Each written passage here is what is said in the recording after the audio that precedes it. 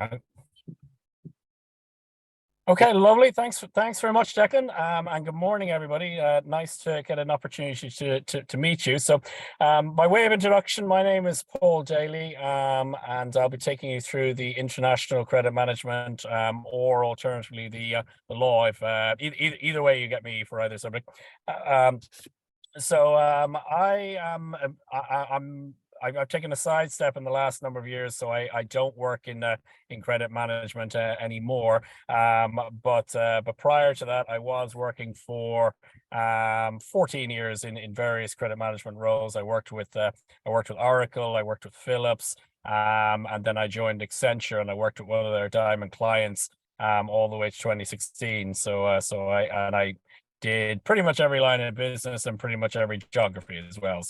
So certainly from an international credit management point of view, I've plenty of experience. And I'll reintroduce myself and share my credentials on the law side when we get to that particular point. But lovely to meet you. And I suppose most importantly, the bit I should always mention is that going back, I believe it's about 13, it'll be 14 years, I think, in the autumn. I was sitting where you were sitting, although we were not operating in a virtual environment back then. It was very much in a classroom. So, but I did do this course myself a number of years back, and unfortunately the years are clocking up a bit faster than I'd like them to. But I did this course myself quite some time. So I've been working with Declan for the last, I believe it's the last kind of 11, 12 years. So that's by way of introduction. So what we're going to do this morning is on the credit management side is I'll take you through the four modules. We're not going to go into any real detail. It'll be very much a whistle stop tour. Just give you a flavor of what's covered in the four modules and give you an idea as to whether or not you feel that's something that be either of use to you in your role or of particular interest to you. So I'll take you through that. Certainly no need to scribble down any notes. Anything that's covered off will be in the notes themselves. But just to give it, it's nothing in detail, but just a whistle stop tour as to what it is then. Okay. So if we look at module one for credit management, so when we're talking about credit management, we're talking really about international business. We're talking about crossing borders and going into other countries. And I suppose whenever I'm thinking about it, I always think of it from an Irish perspective. I imagine myself kind of working in Ireland but reaching out to the wider world. So if you stop people on the street and you ask them, okay, well, what is international business? I think the majority of people would probably say, well, it's importing and exporting. So sending either bringing goods into your country from abroad or sending goods from your country abroad. So they're obviously the two of the number of options that you would have if you're a company looking to engage in international business. But a couple of other options would be, I mean, you have companies that invest in other countries or invest in activities in other countries. You have countries that manufacture products abroad and then ship them off potentially into their own market. You have companies that do marketing within various other geographical locations, and then you have companies that go the whole hog and actually do what is known as foreign direct investment, whereby they actually set up a physical presence in another country. So that could be, well, presumably it's going to be not one without the other, but they will set up actual offices, actual factories, actual facilities. They will employ local staff to manage them locally. So that is an example of foreign direct investment, which is I suppose the scenario where the company would invest the highest amount into international business.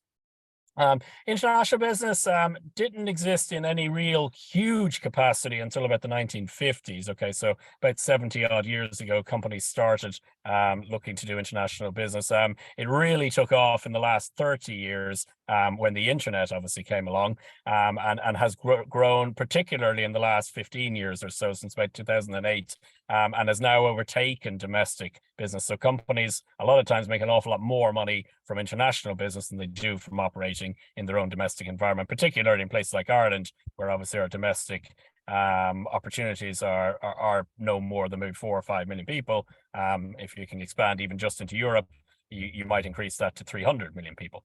And there's really kind of, I suppose, three reasons why they do it. One is technology. Two is from the kind of 1950s onwards, countries like the United States started to look at cheaper locations to source their materials, or cheaper locations to perform their function, to perform their business. To a certain extent linked to that, but not entirely. You have countries like China, like India, who once upon a time would have been very much developing countries, but now are very much competing with countries like America because they have a growing middle class, and that middle class have disposable income that they can then spend on products and services. Um, when we talk about international business, we mainly focus on products, but there's obviously a very significant, particularly in Ireland, a very significant services business as well. So you get companies in Ireland that perform banking services and also perform particularly technical services. And they don't just do it for Ireland; they do it for Europe, and they do it well beyond as well. So we're going to cover that off as well. We're going to take you through who the main players are in international business. So you can have companies that are specialized in distribution. So, I mean, if you think of companies who are involved in delivering, they don't actually necessarily manufacture anything themselves, but distribution, as you know, if you ever order stuff from a company like Amazon, is big business. Okay, so there are companies that don't make anything themselves, but they distribute products that other companies make right around the world, and it's obviously that's big business. There are companies that again don't make anything, but they have specialist knowledge in terms of how to do banking in other countries, how to set up contracts in other countries, how to legally and correctly do foreign direct investment into countries. So we're going to cover those type of companies off. You have the ultimate buyers and the retailers who buy the products. They're big players in international business. And then most importantly, you have what is known as the focal firm. And a focal firm, the definition of that is an initiator of an international business transaction. So they design and come up with the actual business idea that is then launched into the global market. Okay. And a lot of times, again, if you stop somebody in the street and you said, okay, well, what would an example, you might have to explain what a focal firm was, but if you ask them for examples as to what a focal firm might be, the names that would probably come straight to mind would be the names of large multinationals. And yeah, they're certainly big players internationally, but small and medium-sized companies that might have maybe kind of more like 50, 100, 150 people, they play a big part as well. And you can even have companies that are known as born global firms who will create products in maybe a country like Ireland, but they might have never have any intention of selling the products in Ireland. It might have little appeal, or it might already be a saturated market in Ireland, and they might go straight into other countries and look to sell and market the product there instead. The last two sections that we cover off in module 1 is we are going to go through why firms internationalize. Okay, if you have to sum it up in one word, it probably won't take a genius to kind of say that one word would be money. So in a lot of cases, that's what's driving it. Sometimes that'll be down to cheaper costs. Sometimes it'll be going to other countries because that's where maybe the money and the investment is. So there are obviously people who will go to the United States and look for investment in a product that they get there, and will, as a result, will develop their product very successfully. There will be obviously the opportunity to put jobs overseas where maybe you might get 3 or 4 people working for the same amount of money that you would have one person do in Ireland, is obviously a driver. And sometimes what they do is they follow their customers. Okay, I mean, I myself have an example where by the key customer that we worked with once upon a time moved to the west coast of America. And what did our company do? They immediately hired somebody and sent them over there to work on the west coast of America so that they could work in partnership with them, and that grew the business very successfully. And then the final thing we're going to cover off in module 1 is why to study international business. Okay, so what would be the main drivers and the main advantages that you will get from studying international business. So we're gonna cover that off as well. All of that in module 1. It's a very meaty module. There's a lot in it, but when you finished reading it, you will have a good understanding as to why companies go international and what are the advantages of doing it. That's module 1. Does anybody have any questions on that? No? Okay, very good. So we will move on then to module 2. So in module 2, what we are going to do is we are going to take you through there is 20 countries that we have identified as being the biggest players in the world and when it comes to international business. Okay, 20 countries. So what we are going to do is we are going to talk you through what it is like to do business in module 2 in the first 12 of those countries. Okay, we're going to cover off 12 in module 2. And we're going to cover off the remaining 8 in module 3. Okay. So if any of you have had the opportunity to work with other countries before, you will know that doing business in Ireland is not the same as doing business in the United States, is not the same as doing business in France, or even our nearest neighbors in the UK, who are one of the 20 countries that we cover off. So what we're going to do is we're going to give you a background into each of those countries. So, we will give you an experience. Now, there has to be an element of stereotyping. Okay. I mean, not every French person is the same way. Not every Irish person is the same. So there is an element of stereotyping, but believe me, I've worked in a lot of these countries and the feedback is very accurate. Okay. So what we're going to do is we're going to give you a background into the country and what it is that the people in that country are like and why it is that they may be the way that they are. Okay.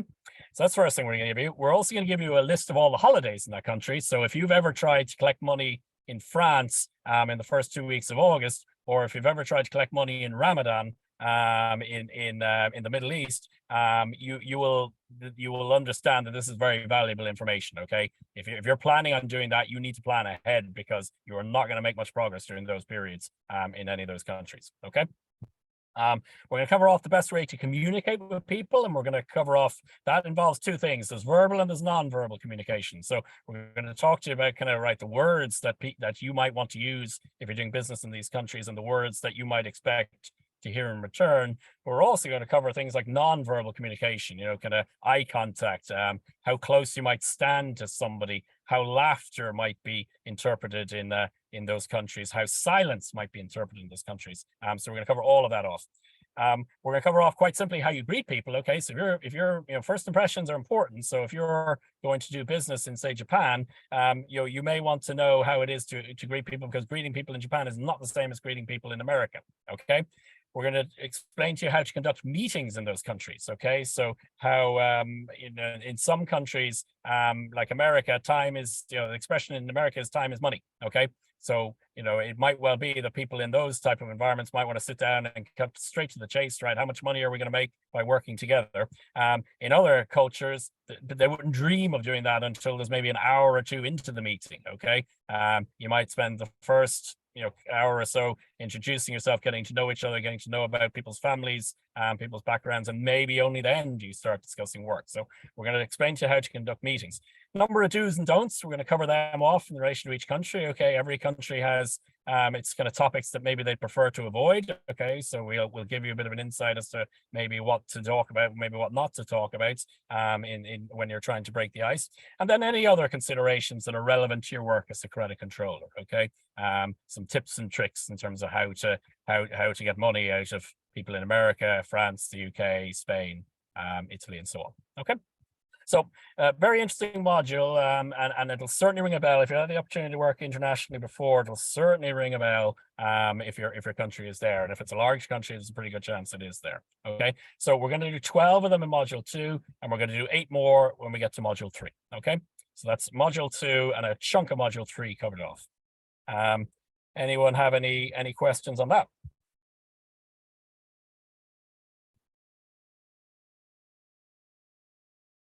Okie doke. So module 3, as I said, we cover off 8 countries there, but when we get to the last of them, there is another section there in module 3, which is to do with international risk. Okay. So obviously working internationally poses challenges that some of which are the same as your domestic challenges, but some of them are not. Okay. So there are 4 main types of risks that we are talking about when we are talking about international credit risk. Okay, we're talking about, first of all, country risk. Okay, which in some ways is the biggest. Okay, so there's a number of different categories that we're going to cover off. So I'm not going to go through all of them, but just as its most basic, a couple of things that might come to mind: security. Okay, doing business in countries like Ireland is relatively safe because the crime rates in Ireland and the chance of serious harm coming to you should be relatively low.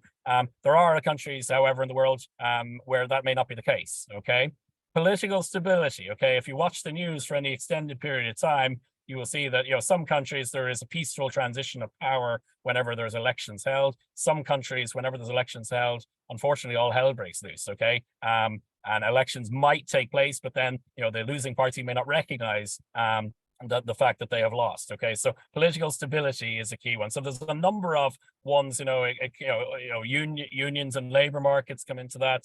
How easy and difficult it is to enforce contracts will come into that. So all of that comes under country risk, and that's all covered off in module 3. Okay, but that's one of the 4 risks you need to keep in mind if you're going to start working abroad rather than working domestically.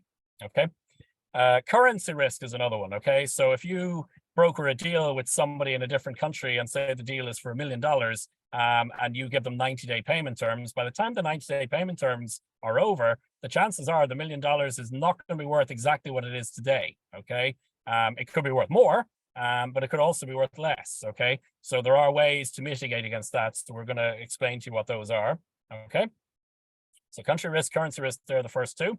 Commercial risk is the third one. And commercial risk is fairly similar to the risks you would have domestically. Okay, you appoint the wrong manager. You pick the wrong product. You pick the right product, but you market it the wrong way. You charge the wrong price. Anything that could go wrong when you're only dealing within Ireland, that can happen globally, and it may have even bigger impacts if it happens globally. You might just be able to write it off as a lesson learned in Ireland. There may be bigger scenarios in other countries. So let's say you appoint the wrong manager and you want to get rid of them. It might well be, well, hang on a sec, it's not as easy to fire somebody in America, for instance. It's quite easy to fire somebody if you pick the wrong one. In Europe, it's a lot more difficult. Okay, the rights of those persons, the people in those jobs have more rights than you would in America. So commercial risk is the third one, and then the last one is cross-cultural risk. Okay, which is and essentially the first thing you need to do to try to mitigate against cross-cultural risk is read modules 2 and the first part of module 3 in this course, because if you learn from that and you follow the guidelines that are in there, you will reduce your opportunity of having cross-cultural risks. Okay. So that brings us to the end of module 3. So module 3 consists of 8 countries where we go through the same things that we did in module 2, and then we cover off the 4 main risks of doing business internationally. Any questions on any of that? Just turn the Zoom back on. Yep, I still have people there. Good. Okay. So we're rattling through it at a good old speed. But if we go to module 4, which is the 4th and last module, we're going to cover off a number of other things you need to keep in mind if you're going to do business internationally. Okay, and the first one that we cover off is the contact strategy. So again, if any of you have had the opportunity to work in credit management or collections and have done it internationally, some of this might well ring a bell, but there's a couple of options you can have. If you're, say you start working, instead of just working in Ireland, you say, right, we're going to start doing business in France as well. You have a couple of options in terms of how to actually do the collections activity in France, because France is going to be no different to Ireland. Okay, ideally your 30-day credit terms expire and the money just comes in, but that's not always going to be the case. So you are going to have collections activities if you're doing any sort of serious business in another country. So your options there are you can one, hire collectors here who speak French and do it all from here. 2, you can hire no collectors here and you can hire collectors locally in France. And then you have to decide, okay, France is a bigger country than Ireland. Do I base them all in Paris? Do I scatter them around the place? What do I do? Or alternatively, if France is only your second country, but you have plans to go into Germany, to Italy, and so on, you can in time set up a shared service center, and you could base it in Ireland or you could base it somewhere else. And that way, your French team is working next to your Italian team is working next to your German team, so they're all learning from each other as they're going along. Okay, so we're going to cover that off in module 4. Customer visits. I think you guys are, I would imagine, are all, if I just by a quick whistle stop tour of the the list of names on the call, I believe you're all new to the course, but there is another course that we do which is on credit management, which is focused, I suppose, less so on the international side and more on the domestic side. But so there is a section on customer visits there, but obviously you've got to keep in mind customer visits when you're doing things internationally tend to involve planes as well, and hotels. So, it's a bigger investment, so you need to plan them a little bit more than maybe if your customer is maybe a mile or two down the road. So we're going to cover off customer visits there. We are going to deal with letters of credit. Okay, so letters of credit are ways, you're doing business internationally. If we think back to the risks, can come with its risks. Letters of credit are one way of mitigating that risk. Okay, most countries are worth doing business in. The only question is, you have to make it worth your while. Okay, you can't have the costs being higher than your return. Okay, but letters of credit are one way to ensure that, okay, if you have them in place, even if you don't get paid, you can invoke the letter of credit, and you can use that to get paid, to cover your debt, rather than have a scenario where the debt has to be written off. So letters of credit are a way of managing it. We're going to take you through the legal systems in not all the countries, and not even in all 20, but some of the biggest countries and the most likely countries you may be dealing with. We'll take you through a step-by-step guide as to how to deal with the legal systems and that, how bureaucratic they are, how long it might take. Very, very useful in terms of setting expectations, okay? Because, if you have a debt that's gone 90 days overdue, you may well have a manager banging down the door saying, okay, when's that money coming in? You need to be able to set expectations, whether or not you're going to be able to enforce that quickly, or whether or not people are going to be patient and it might take a good bit longer. And the last section that we cover off in module 4, again, about mitigating risk, which is a key part of credit management, is the credit insurance section. Okay, so you may have the option of buying some credit insurance. So you might go to the credit insurance company and say, okay, I'm going to do a big deal in another country. I think there's an element of risk in it. I'd like to insure against it. They will charge you a fee. And then again, in the event that the customer seriously defaults and it turns out you're not going to get your money, you can then claim the debt back, or a portion of the debt back, on your credit insurance. Okay.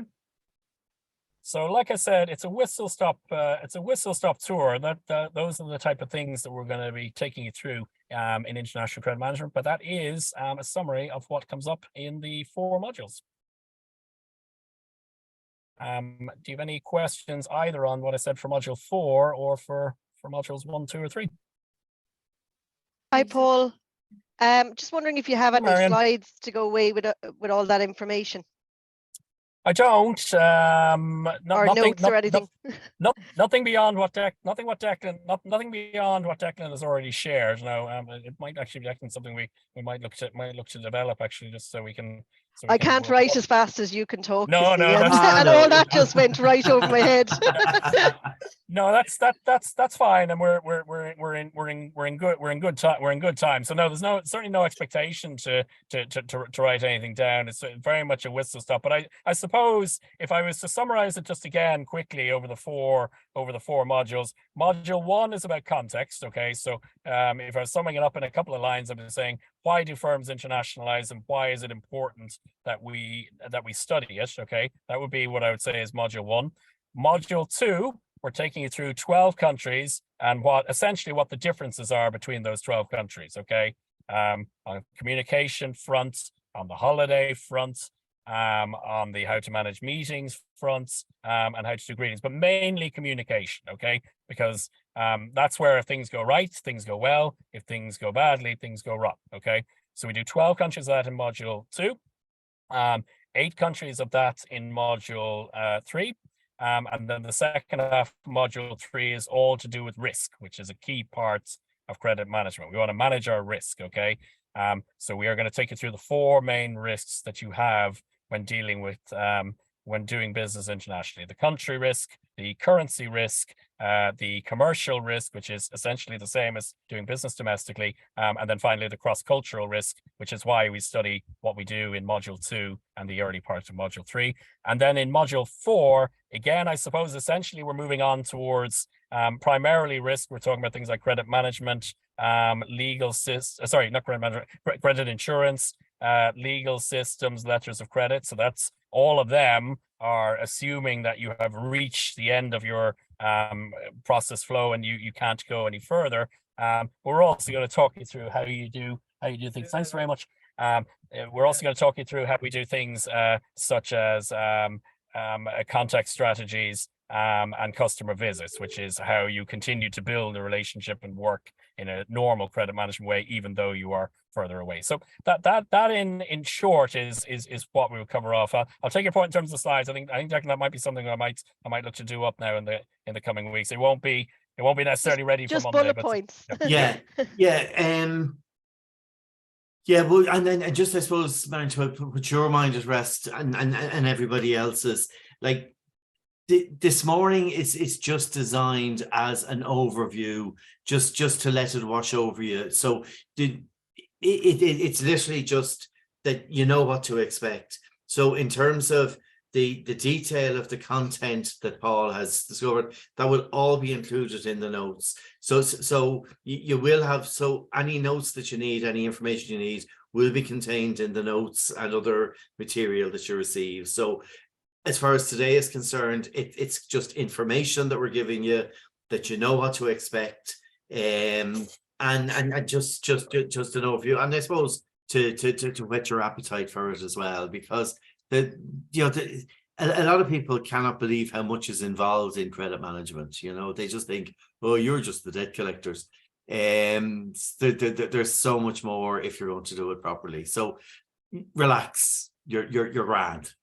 Is that okay? So no, we don't want to take copious notes today. You will get your notes, and all the information will be contained and in greater detail, and that's what it's all about. Okay. Thank you. So that is great. Oh, I see some people now have sent me more messages, which is brilliant. Okay, well, what we'll do is, if nobody has any more questions, we will leave it there. Before the break, I said to people to come back at 12 o'clock for the law module. So do you want to take a break for 10 minutes to come back at 12 for law? Yeah. Sorry, could I ask Paul a quick question just before? Yeah, sure. Okay, how are you? I'll actually stop the recording so